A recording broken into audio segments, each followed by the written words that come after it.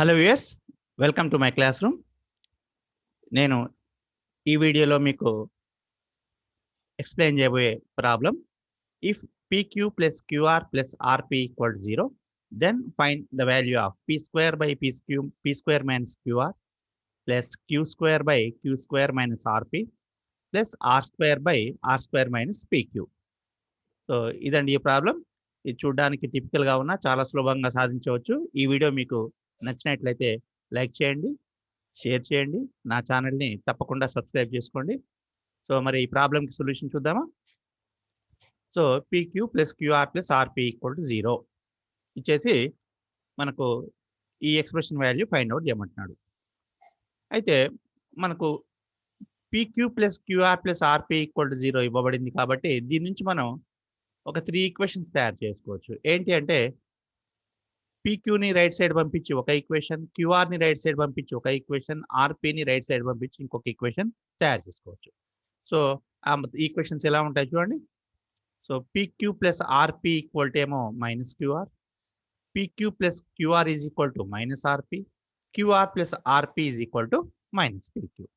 So ఇప్పుడు ఈ ఈక్వేషన్స్ని మనం ఇచ్చిన ఎక్స్ప్రెషన్లో సబ్స్టిట్యూట్ చేసుకుంటే సులభంగా ప్రాబ్లం సాధించుకోవచ్చు.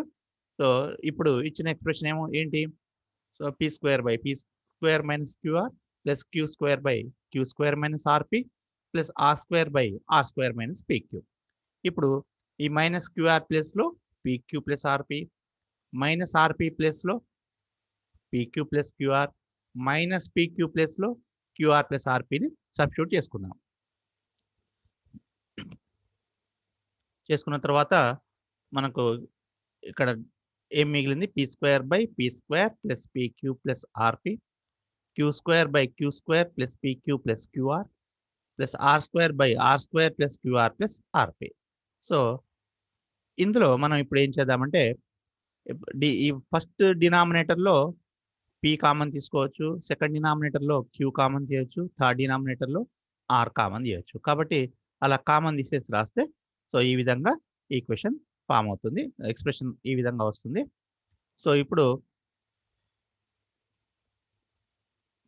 ఫస్ట్ ఫ్రాక్షన్లో Pని, సెకండ్ ఫ్రాక్షన్లో ఒక Qని, థర్డ్ ఫ్రాక్షన్లో ఒక Rని మనం క్యాన్సిల్ చేసేసుకుంటే మనకేం మిగులుతుంది? P by P plus Q plus R plus Q by P plus Q plus R plus R by P plus Q plus R.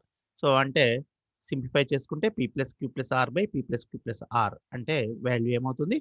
1 అవుతుంది. సో అదండి ఈ ప్రాబ్లంకి సొల్యూషన్.